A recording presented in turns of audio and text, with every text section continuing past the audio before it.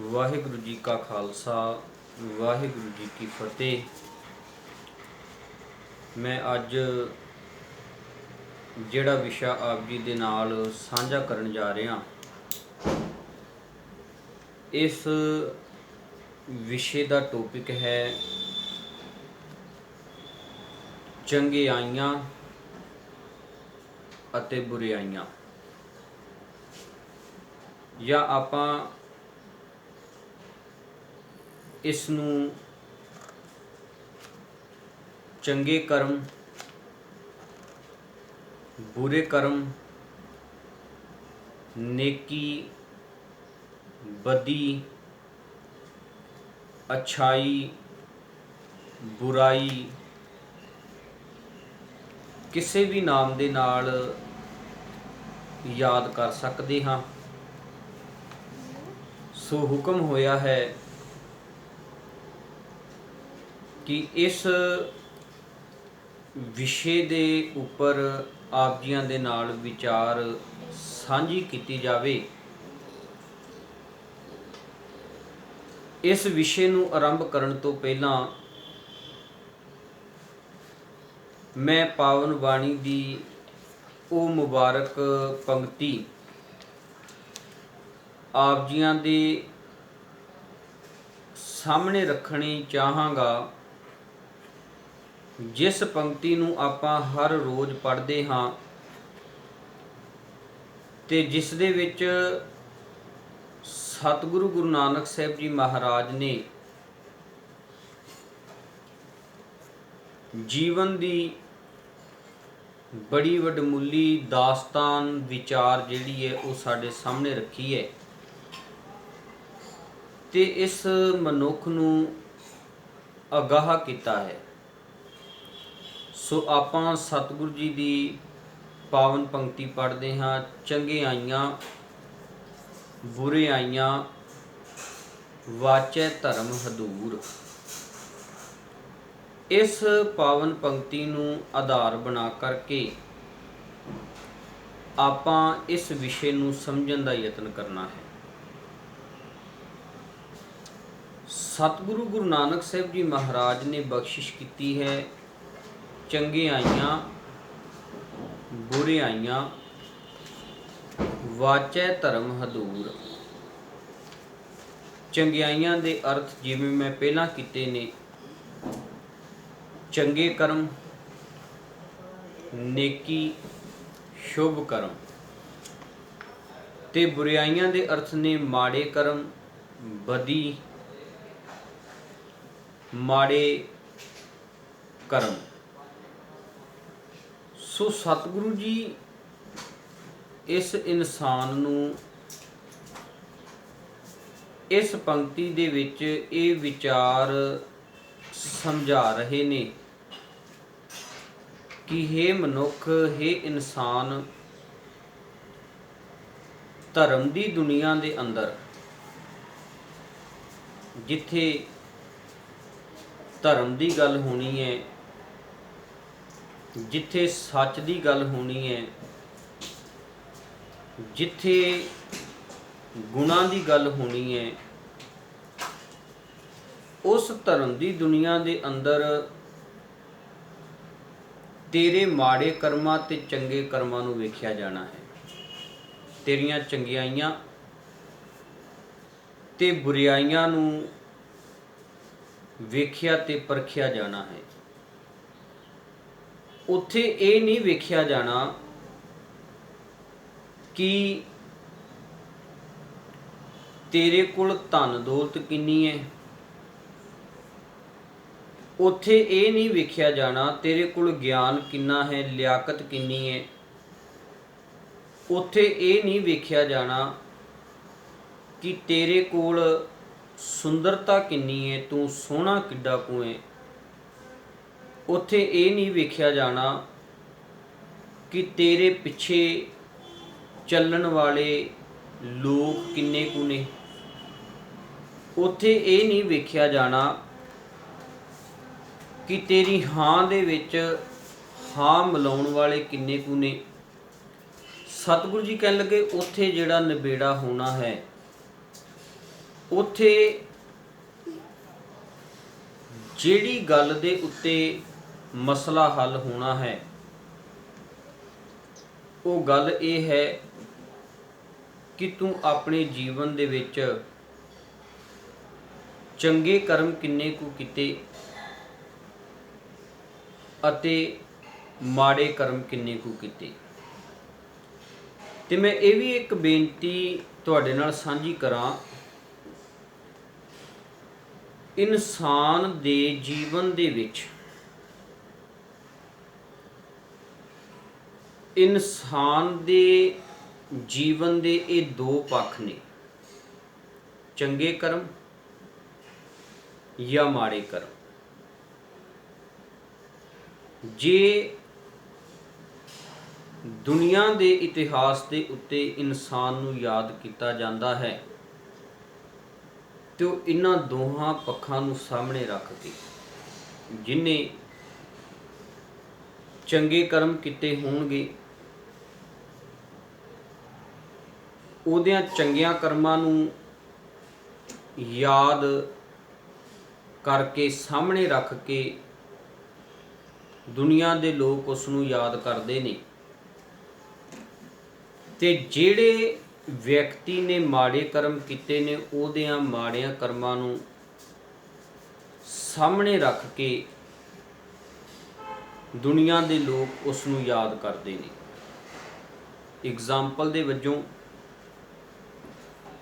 ਉਦਾਹਰਨ ਦੇ ਤੌਰ ਤੇ ਆਪਾਂ ਇਤਿਹਾਸ ਦੇ ਪੰਨਿਆਂ ਦੇ ਵਿੱਚੋਂ ਇਸ ਗੱਲ ਨੂੰ ਸਮਝ ਲਈਏ। ਗੰਗੂ ਬ੍ਰਾਹਮਣ ਹੈ, ਗੰਗੂ ਬ੍ਰਾਹਮਣ ਨੇ ਛੋਟੇ ਸਾਹਿਬਜ਼ਾਦਿਆਂ ਨੂੰ ਪਕੜਵਾਇਆ। ਛੋਟੇ ਸਾਹਿਬਜ਼ਾਦਿਆਂ ਨੂੰ ਪਕੜ ਕੇ ਵਜ਼ੀਰ ਖਾਨ ਨੇ ਸਮੇਂ ਦੀ ਉਸ ਹਾਕਮ ਪ੍ਰਣਾਲੀ ਨੇ ਅੱਤ ਦੇ ਤਸੀਹੇ ਦੇ ਕਰਕੇ ਸ਼ਹੀਦ ਕਰ ਦਿੱਤਾ। ਸੋ ਇਹ ਗੰਗੂ ਬ੍ਰਾਹਮਣ ਜਿਹੜਾ ਹੈ,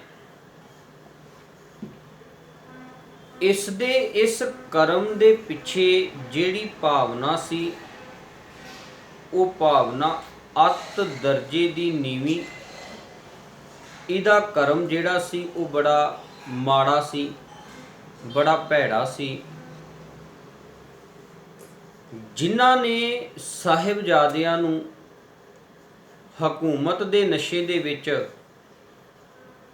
ਭਿਆਨਕ ਤਸੀਹੇ ਦਿੱਤੇ, ਯਾਤਨਾਵਾਂ ਦਿੱਤੀਆਂ, ਉਹਨਾਂ ਦਾ ਕਰਮ ਜਿਹੜਾ ਸੀ ਉਹ ਬੜਾ ਭੈੜਾ ਸੀ, ਅੱਤ ਦਰਜੇ ਦਾ ਨੀਵਾਂ ਸੀ। ਸੋ ਅੱਜ ਜਦੋਂ ਇਤਿਹਾਸ ਦੀਆਂ ਪੰਨਿਆਂ ਦੇ ਵਿੱਚ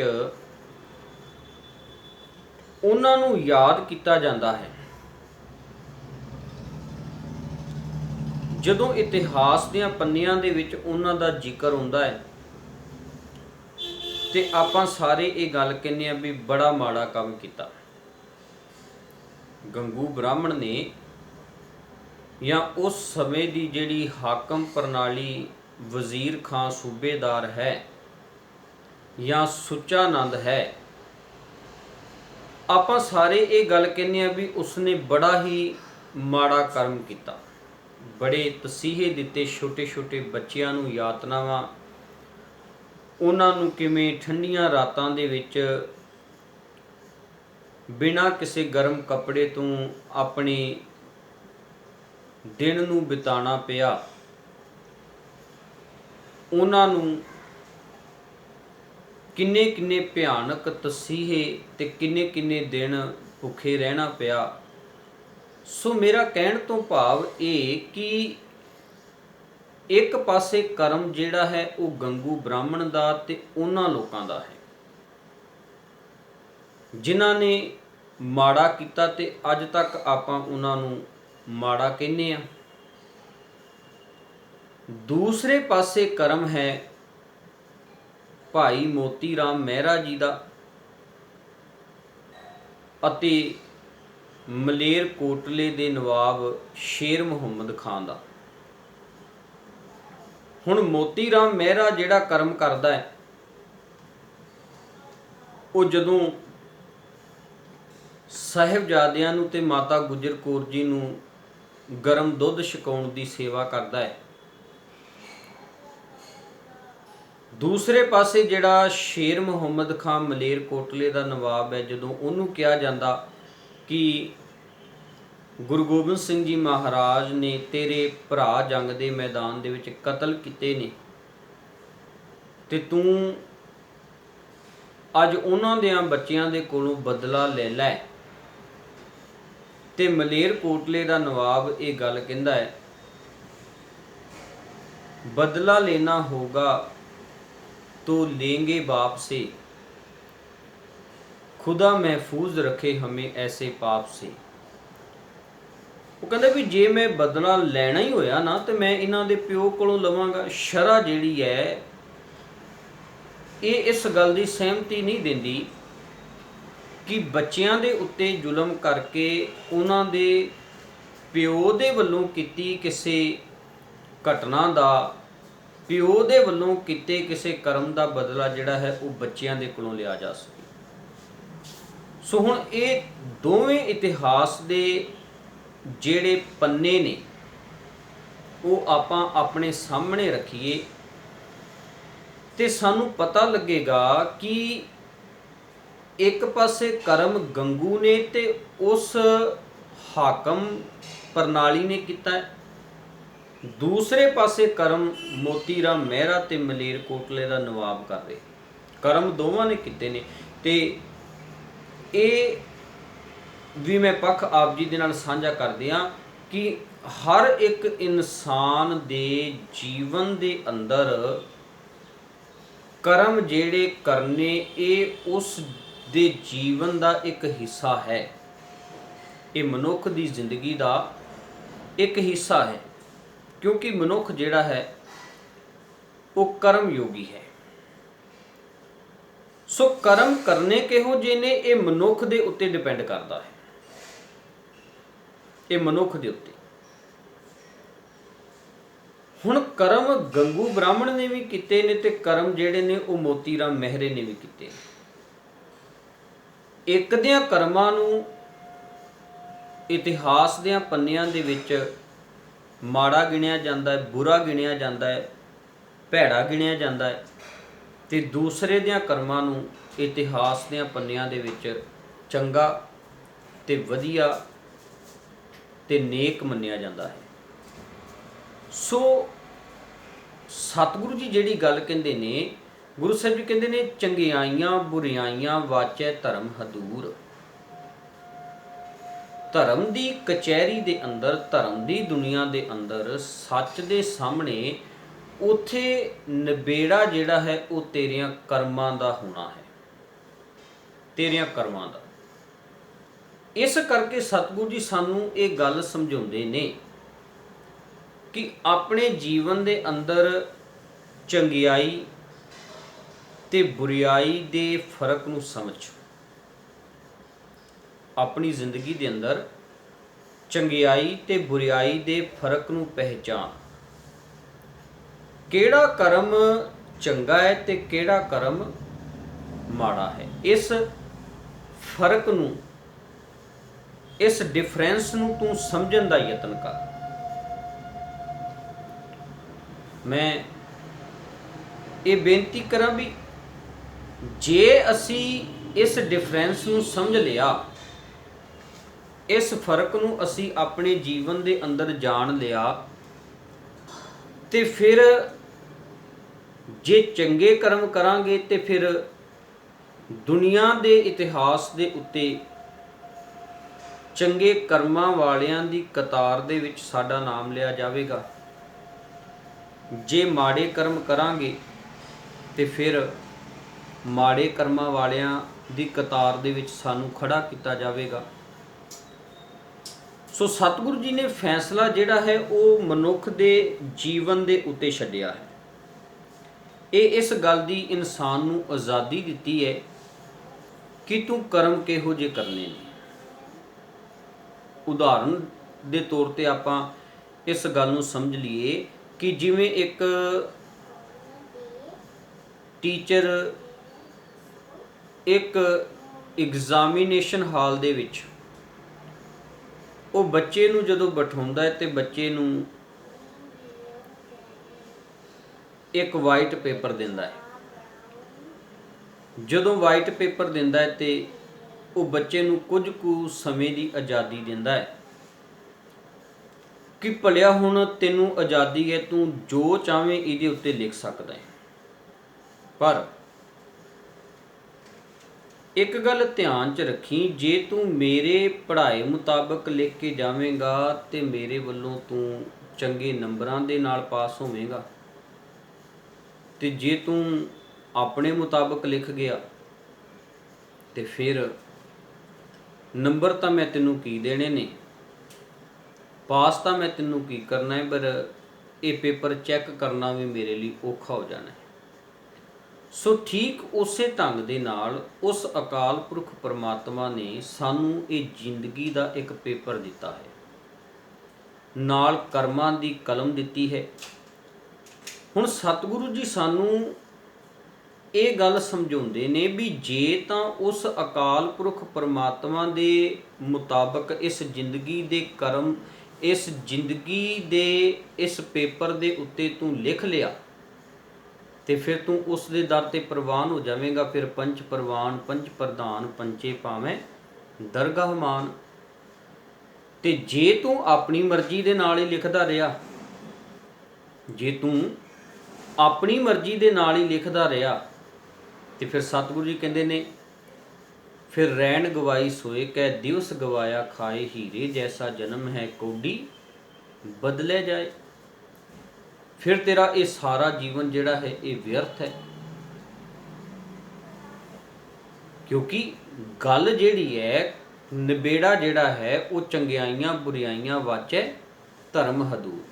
ਪਰ ਮਨੁੱਖੀ ਇਨਸਾਨ ਦਾ ਇਹ ਸੁਭਾਅ ਹੈ, ਮਨੁੱਖ ਦਾ ਇਹ ਸੁਭਾਅ ਹੈ, ਜਿਸ ਸੁਭਾਅ ਦਾ ਜ਼ਿਕਰ ਸਤਿਗੁਰੂ ਜੀ ਨੇ ਸਾਨੂੰ ਬਾਣੀ ਦੇ ਰਾਹੀਂ ਸਮਝਾਉਂਦਿਆਂ ਹੋਇਆਂ ਕੀਤਾ ਹੈ। ਸਤਿਗੁਰੂ ਜੀ ਕਹਿੰਦੇ ਨੇ, ਚੰਗਿਆਈ ਆਲਕ ਕਰੇ ਬੁਰਿਆਈ ਹੋਏ ਸ਼ੇਰ।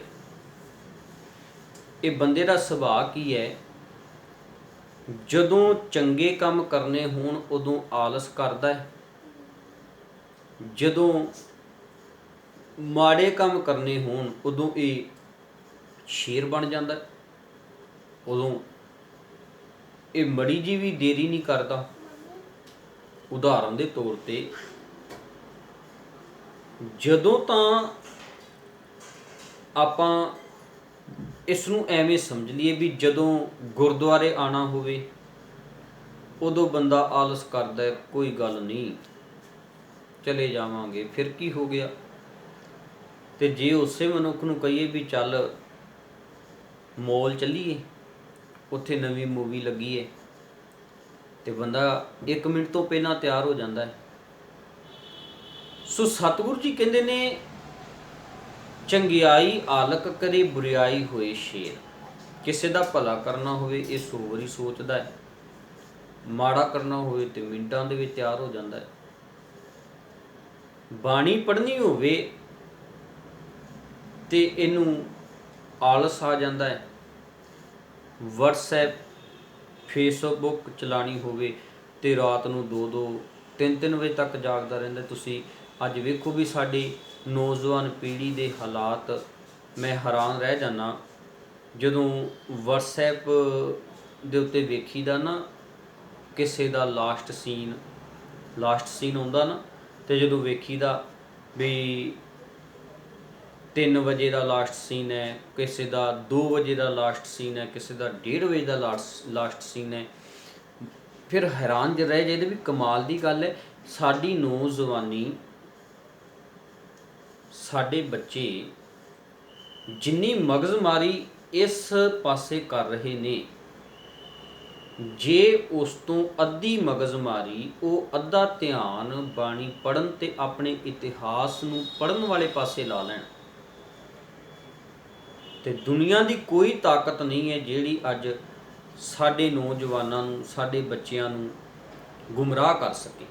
ਆ ਤੁਸੀਂ ਵੇਖੋ ਵੀ ਸਾਡੇ ਨੌਜਵਾਨ ਜਿਹੜੇ ਨੇ ਉਹ ਕਿਵੇਂ ਗੁੰਮਰਾਹ ਹੋ ਕਰਕੇ, ਭਟਕ ਕੇ, ਉਹ ਭਰਮਾਂ ਦੇ ਵਿੱਚ ਪੈ ਕਰਕੇ ਕਿਵੇਂ ਅੱਜ ਮਾੜਿਆਂ ਕਰਮਾਂ ਵਾਲੇ ਪਾਸੇ ਧੜਾ ਧੜ ਤੁਰੇ ਜਾ ਰਹੇ ਨੇ। ਨਸ਼ੇ ਵਾਲੇ ਪਾਸੇ, ਪਤਿਤ ਪੁਣੇ ਵਾਲੇ ਪਾਸੇ, ਫੈਸ਼ਨ ਪ੍ਰਸਤੀ ਵਾਲੇ ਪਾਸੇ, ਵਿਭਚਾਰ ਵਾਲੇ ਪਾਸੇ। ਸਾਡੇ ਬੱਚਿਆਂ ਦੇ ਦਿਮਾਗਾਂ ਦੇ ਅੰਦਰ ਮਾੜਿਆਂ ਕਰਮਾਂ ਨੇ ਆਪਣਾ ਅੱਜ ਡੇਰਾ ਲਾ ਲਿਆ ਹੈ। ਚੰਗੀ ਵਿਚਾਰ, ਚੰਗੀ ਸੋਚ, ਚੰਗੇ ਕਰਮ ਉਹਨਾਂ ਦੀ ਜ਼ਿੰਦਗੀ ਦਾ ਹਿੱਸਾ ਨਹੀਂ ਰਹਿ ਰਹੇ। ਸਾਰਿਆਂ ਦੇ ਉੱਤੇ ਇਹ ਗੱਲ ਨਹੀਂ ਢੁੱਕਦੀ, ਪਰ ਜਿਨ੍ਹਾਂ ਤੇ ਢੁੱਕਦੀ ਹੈ ਅੱਜ ਬਹੁਤਾਂਤ ਸਮਾਜ ਦੇ ਹਾਲਾਤ ਇਹੋ ਜਿਹੇ ਬਣੇ ਪਏ ਨੇ। ਚੰਗੇ ਕਰਮ, ਚੰਗੀ ਸੋਚ ਅੱਜ ਉਹਨਾਂ ਦੇ ਜੀਵਨ ਦੇ ਵਿੱਚੋਂ ਮਨਫੀ ਹੁੰਦੇ ਜਾ ਰਹੇ ਨੇ। ਮਾੜੀ ਸੋਚ ਨੇ, ਮਾੜਿਆਂ ਕਰਮਾਂ ਨੇ ਆਪਣਾ ਪ੍ਰਭਾਵ ਉਹਨਾਂ ਦੀ ਸੁਰਤ ਦੇ ਉੱਤੇ ਪਾ ਲਿਆ, ਤੇ ਇਸ ਮਾੜੀ ਸੋਚ ਦੇ ਵਿੱਚੋਂ ਫਿਰ परिणाम ਕੀ ਨਿਕਲੇ ਤੁਸੀਂ ਵੇਖੋ। ਅੱਜ ਬਲਾਤਕਾਰ ਵਰਗੀਆਂ ਘਟਨਾਵਾਂ ਵਾਪਰ ਰਹੀਆਂ ਨੇ। ਅੱਜ ਸਮਾਜ ਦੇ ਅੰਦਰ ਕਿੰਨੇ ਐਸੇ ਕ੍ਰਾਈਮ ਹੋ ਰਹੇ ਨੇ, ਕੁਕਰਮ ਹੋ ਰਹੇ ਨੇ। ਕਿਵੇਂ ਅੱਜ ਸਮਾਜ ਜਿਹੜਾ ਹੈ ਉਹ ਗੰਧਲਾ ਬਣਿਆ ਪਿਆ ਹੈ। ਸੋ ਇਸ ਦੇ ਪਿੱਛੇ ਸਾਰਾ ਕਾਰਨ ਇਹ ਹੈ ਕਿ ਅਸੀਂ ਆਪਣੀ ਸੋਚ ਨੂੰ, ਆਪਣੇ ਮਾਈਂਡ ਨੂੰ ਅਸੀਂ ਚੰਗੇ ਪਾਸੇ ਨਹੀਂ ਲਗਾਇਆ, ਚੰਗੇ ਪਾਸੇ ਨਹੀਂ ਲਗਾਇਆ। ਮੈਂ ਬੇਨਤੀ ਕਰ ਰਿਹਾ ਸੀ ਕਿ ਅੱਜ ਜਿਹੜੀ ਗੱਲ ਸਤਿਗੁਰੂ ਜੀ ਕਹਿੰਦੇ ਨੇ ਨਾ, ਚੰਗਿਆਈ ਆਲਕ ਕਰੇ, ਬੁਰਿਆਈ ਹੋਏ ਸ਼ੇਰ। ਚੰਗਾ ਕੰਮ ਕਰਨ ਲੱਗਿਆਂ ਆਲਸ ਹੁੰਦਾ ਹੈ, ਮਾੜਾ ਕੰਮ ਕਰਨ ਲੱਗਿਆਂ ਇਹ ਬੰਦਾ ਸ਼ੇਰ ਬਣ ਜਾਂਦਾ ਹੈ। ਇਹ ਮਨੁੱਖ ਦੀ ਫਿਤਰਤ ਹੈ। ਸੋ ਸਤਿਗੁਰੂ ਜੀ ਕਹਿੰਦੇ ਨੇ ਮਰਜ਼ੀ ਤੇਰੀ ਹੈ ਕਿ ਤੂੰ ਕਿਹੋ ਜਿਹੇ ਕਰਮ ਕਰਨੇ ਨੇ।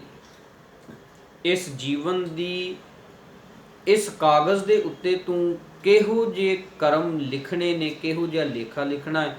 ਜੇ ਤਾਂ ਤੂੰ ਪਰਮਾਤਮਾ ਦੇ ਮੁਤਾਬਕ ਲਿਖੇਗਾ ਤੇ ਤੂੰ ਉਹਦੇ ਦਰ ਤੇ ਪ੍ਰਵਾਨ ਹੋ ਜਾਵੇਂਗਾ। ਜੇ ਤੂੰ ਆਪਣੇ ਮੁਤਾਬਕ ਲਿਖੇਗਾ, ਆਪ ਹੁਦਰੇ ਕਰਮ ਕਰੇਗਾ, ਤੂੰ ਐਸੇ ਕਰਮ ਕਰੇਗਾ ਜਿਹੜੇ ਮਨੁੱਖਤਾ ਨੂੰ, ਸਮਾਜ ਨੂੰ, ਜਿਹੜੇ ਇਨਸਾਨੀਅਤ ਨੂੰ ਸ਼ਰਮਸ਼ਾਰ ਕਰ ਦਿੰਦੇ ਨੇ, ਤੇ ਤੂੰ ਇਸ ਲੋਕ ਦੇ ਵਿੱਚ ਵੀ ਤੈਨੂੰ ਨਮੋਸ਼ੀ ਦਾ ਸਾਹਮਣਾ ਕਰਨਾ ਪਵੇਗਾ, ਤੇ ਉਸ ਸੱਚ ਤੇ ਧਰਮ ਦੀ ਕਚਹਿਰੀ ਦੇ ਵਿੱਚ ਵੀ ਤੈਨੂੰ ਨਮੋਸ਼ੀ ਦਾ ਸਾਹਮਣਾ ਕਰਨਾ ਪਵੇਗਾ। ਕਿਉਂਕਿ ਸਤਿਗੁਰੂ ਜੀ ਫਿਰ ਆਪਾਂ ਗੱਲ ਉਹੀ ਕਰੀਏ ਜਿਹੜੀ ਸਾਨੂੰ ਆਰੰਭ ਦੇ ਵਿੱਚ ਸਮਝਾ ਰਹੇ ਨੇ, ਚੰਗਿਆਈਆਂ ਬੁਰਿਆਈਆਂ ਵਾਚੈ ਧਰਮ ਹਦੂਰ। ਸਤਿਗੁਰੂ ਜੀ ਕਹਿੰਦੇ ਨੇ ਤੇਰੀਆਂ ਚੰਗੀਆਂ ਕਰਮਾਂ ਨੂੰ ਤੇ ਮਾੜਿਆਂ ਕਰਮਾਂ ਨੂੰ ਵਾਚਿਆ ਜਾਣਾ ਹੈ, ਪਰਖਿਆ ਜਾਣਾ ਹੈ, ਵੇਖਿਆ ਜਾਣਾ ਹੈ। ਉੱਥੇ ਇਹ ਨਹੀਂ ਵੇਖਿਆ ਜਾਣਾ ਕਿ ਤੇਰੇ ਕੋਲ ਗਿਆਨ ਕਿੰਨਾ ਕੁ ਹੈ। ਉੱਥੇ ਇਹ ਨਹੀਂ ਵੇਖਿਆ ਜਾਣਾ ਕਿ ਤੂੰ ਡਿਗਰੀਆਂ ਕਿੰਨੀਆਂ ਹਾਸਲ ਕੀਤੀਆਂ ਨੇ। ਉੱਥੇ ਇਹ ਨਹੀਂ ਵੇਖਿਆ ਜਾਣਾ ਕਿ ਤੇਰੇ ਕੋਲ ਹੈ ਕੀ ਹੈ। ਇਸੇ ਕਰਕੇ ਸਤਿਗੁਰੂ ਜੀ ਨੇ ਬਖਸ਼ਿਸ਼ ਕੀਤੀ ਸੀ। ਗੁਰੂ ਸਾਹਿਬ ਜੀ ਕਹਿਣ ਲੱਗੇ, ਆਪਾਂ ਆਮ ਇੱਕ ਗੱਲ ਕਹਿੰਦੇ ਆ, ਕਰਮਾਂ ਨੇ ਨਾਲ ਜਾਣਾ ਹੈ ਜੀ। ਨਾਲ ਜਾਣ ਤੋਂ ਭਾਵ ਇਹ ਨਹੀਂ ਵੀ ਮਰਨ ਤੋਂ ਬਾਅਦ ਉਹ ਕਿਸੇ ਵੱਖਰੇ ਰੂਪ ਦੇ ਵਿੱਚ ਸਾਡੇ ਨਾਲ ਜਾਣੇ ਨੇ।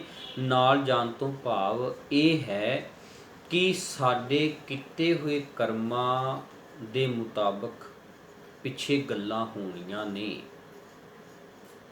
ਸਾਡੇ ਜਾਣ ਤੋਂ ਬਾਅਦ ਸਾਡਿਆਂ ਕਰਮਾਂ ਦੇ ਅਨੁਸਾਰ ਲੋਕਾਂ ਦੇ ਅੰਦਰ ਦੰਦ ਕਥਾ ਬਣਨੀ ਹੈ। ਜੇ ਚੰਗੇ ਕੰਮ ਕਰਕੇ ਜਾਵਾਂਗੇ ਤੇ ਲੋਕ ਸਾਨੂੰ ਚੰਗਾ ਕਹਿਣਗੇ, ਜੇ ਮਾੜੇ ਕਰਮ ਕਰਕੇ ਜਾਵਾਂਗੇ ਤੇ ਸੁਭਾਵਿਕ ਗੱਲ ਹੈ ਲੋਕ ਸਾਨੂੰ ਮਾੜਾ ਕਹਿਣਗੇ। ਪਰ ਮਨੁੱਖੀ ਸੁਭਾਅ ਇਹ ਵੀ ਹੈ, ਮਨੁੱਖ ਚਾਹੁੰਦਾ ਤੇ ਕੁਝ ਹੋਰ ਹੈ ਪਰ ਕਰ ਕੁਝ ਹੋਰ ਰਿਹਾ ਹੈ। ਜਿਹਨੂੰ ਬਾਣੀ ਨੇ ਕਿਹਾ ਹੈ, ਬੀਜੈ ਬਿਖ ਮੰਗੈ ਅੰਮ੍ਰਿਤ, ਵੇਖੋ ਇਹ ਨਿਯਮ। ਅੱਜ ਅਸੀਂ ਚਾਹੁੰਦੇ ਹਾਂ ਕਿ ਸਾਡੇ ਜਾਣ ਤੋਂ ਬਾਅਦ, ਸਾਡੇ ਮਰਨ ਤੋਂ ਬਾਅਦ ਇਸ ਦੁਨੀਆ ਤੇ ਸਾਡਾ ਨਾਮ ਰਵੇ, ਲੋਕ ਸਾਨੂੰ ਚੰਗਾ ਕਹਿਣ। ਸਾਡੀ ਸਾਰਿਆਂ ਦੀ ਇਹ ਇੱਛਾ ਹੈ, ਮਰਨ ਤੋਂ ਬਾਅਦ ਹੀ ਨਹੀਂ, ਅਸੀਂ ਜਿਉਂਦੇ ਜੀ ਵੀ ਇਹ ਚਾਹੁੰਦੇ ਹਾਂ ਵੀ ਲੋਕ ਸਾਨੂੰ ਚੰਗਾ ਕਹਿਣ। ਪਰ ਸਾਡੇ ਕਰਮ ਜਿਹੜੇ ਨੇ ਉਹ ਚੰਗੇ ਨਹੀਂ ਬਣ ਪਾ ਰਹੇ। ਮੈਂ ਭਗਤ ਪੂਰਨ ਸਿੰਘ ਜੀ ਦਾ ਇਤਿਹਾਸ ਪੜ੍ਹ ਰਿਹਾ ਸੀ। ਜੇ ਅੱਜ ਉਹਨਾਂ ਨੂੰ ਆਪਾਂ, ਜਿਨ੍ਹਾਂ ਨੇ ਪਿੰਗਲਵਾੜੇ ਦੀ ਸੰਸਥਾ ਨੂੰ ਕਾਇਮ ਕੀਤਾ, ਜੇ ਅੱਜ ਉਹਨਾਂ ਨੂੰ ਆਪਾਂ ਯਾਦ ਕਰਦੇ ਹਾਂ ਤੇ ਉਹਨਾਂ ਦੇ ਉਸ ਚੰਗੇ ਕਰਮ ਬਾਰੇ, ਮੈਂ ਉਹਨਾਂ ਦਾ ਇਤਿਹਾਸ ਪੜ੍ਹ ਰਿਹਾ ਸੀ ਵੀ ਕਿਵੇਂ ਬਚਪਨ ਤੋਂ ਹੀ ਉਹਨਾਂ ਨੇ ਛੋਟੇ ਛੋਟੇ ਚੰਗੇ ਕਰਮਾਂ ਨੂੰ ਕਰਨਾ ਆਪਣੀ ਜ਼ਿੰਦਗੀ ਦੇ ਵਿੱਚ ਸ਼ੁਰੂ ਕਰ ਦਿੱਤਾ। ਬਚਪਨ ਤੋਂ ਹੀ ਛੋਟੇ ਛੋਟੇ, ਕਦੇ ਉਹਨਾਂ ਨੇ ਚਿੜੀਆਂ ਨੂੰ ਦਾਣੇ ਪਾਉਣੇ ਸ਼ੁਰੂ ਕਰ ਦਿੱਤੇ, ਚਿੜੀਆਂ ਨੂੰ ਦਾਣੇ ਪਾਉਣੇ। ਕਦੇ ਉਹਨੇ ਖੂਹ 'ਤੇ ਚਲੇ ਜਾਣਾ ਤੇ ਜਿਹੜੀਆਂ ਉੱਥੇ ਮੱਝਾਂ ਗਾਵਾਂ ਆਉਣੀਆਂ ਉਹਨਾਂ ਨੂੰ ਪਾਣੀ ਪਿਆਉਣਾ, ਕਿਸੇ ਦੀਆਂ ਮੱਝਾਂ ਗਾਵਾਂ ਨੂੰ ਪਾਣੀ ਉਹ ਪਿਆਉਂਦੇ ਹੁੰਦੇ ਸਨ। ਕਦੇ ਉਹਨਾਂ ਨੇ ਮੱਛੀਆਂ ਨੂੰ ਆਟਾ ਪਾਉਣਾ ਸ਼ੁਰੂ ਕਰ ਦਿੱਤਾ। ਕਦੇ ਉਹਨਾਂ ਨੇ ਕਿਸੇ ਰਾਹਗੀਰ ਨੂੰ ਵੇਖਿਆ, ਉਹਦੀ ਹੈਲਪ ਕਰ ਦਿੱਤੀ। ਕਿਸੇ ਦਾ ਸਮਾਨ ਜਿਹਦੇ ਕੋਲ ਚੱਕਿਆ ਨਹੀਂ ਜਾ ਰਿਹਾ, ਉਹਦਾ ਸਮਾਨ ਚੁੱਕ ਲਿਆ। ਸੋ ਇਹੋ ਜਿਹੇ ਛੋਟੇ ਛੋਟੇ ਕਰਮ ਜਿਹੜੇ ਸਨ ਉਹਨਾਂ ਨੇ ਸ਼ੁਰੂ ਕੀਤੇ। ਇੱਕ ਦਿਨ ਐਸਾ ਆਇਆ ਕਿ ਭਗਤ ਪੂਰਨ ਸਿੰਘ ਜੀ ਉਹ ਇਤਿਹਾਸ ਦੀਆਂ ਪੰਨਿਆਂ ਦੇ ਵਿੱਚ ਚਮਕਦੇ ਸਿਤਾਰੇ ਦੇ ਵਾਂਗ ਇਸ ਦੁਨੀਆ ਦੇ ਵਿੱਚ ਉਜਾਗਰ ਹੋਏ ਤੇ ਉਹ ਰਹਿੰਦੀ ਦੁਨੀਆ ਤੱਕ ਰਹਿਣਗੇ। ਕਾਰਨ ਕੀ ਹੈ? ਉਹਦੇ ਪਿੱਛੇ ਕਰਮਾਂ ਦੀ ਗੱਲ ਹੈ। ਚੰਗੇ ਕਰਮ ਜਿਹੜੇ ਉਹਨਾਂ ਨੇ ਆਪਣੀ ਜ਼ਿੰਦਗੀ ਦਾ ਹਿੱਸਾ ਬਣਾਏ।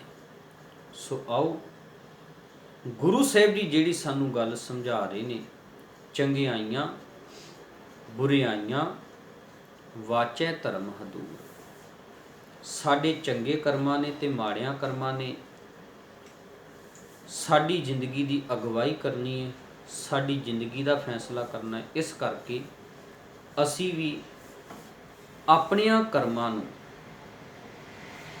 ਚੰਗੇ ਬਣਾਉਣ ਦਾ ਯਤਨ ਕਰੀਏ, ਤਾਂ ਕਿ ਸਾਡੇ ਜੀਵਨ ਦਾ ਜਦੋਂ ਜ਼ਿਕਰ ਹੋਵੇ ਤੇ ਉਹ ਜ਼ਿਕਰ ਚੰਗਿਆਂ ਕਰਮਾਂ ਦੇ ਉਸ ਪੱਖ ਦੇ ਵਿੱਚ, ਉਸ ਖਾਨੇ ਦੇ ਵਿੱਚ ਹੋਵੇ, ਨਾ ਕਿ ਮਾੜਿਆਂ ਕਰਮਾਂ ਦੀ।